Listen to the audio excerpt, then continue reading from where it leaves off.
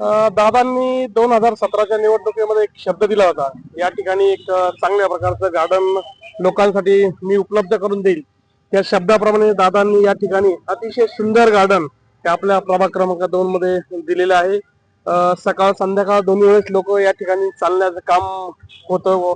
लहान मुलांना खेळण्यासाठी गार्डन पण या ठिकाणी बनवलं आहे. त्याबद्दल मी दादांचे मनापासून आभारीच राहील. भावी नगरसेवक म्हणून उद्याच्या निवडणुकीत आपल्याला मतदान करायची वेळ आली तर आपण कोणाला मतदान करणार? या प्रभागातून दादा 100% विजयी होतील यामध्ये आमच्या मनामध्ये काहीच शंका नाहीये. म्हणजे भारतीय जनता पार्टीच्या पॅनलला आपण विजयी करणार?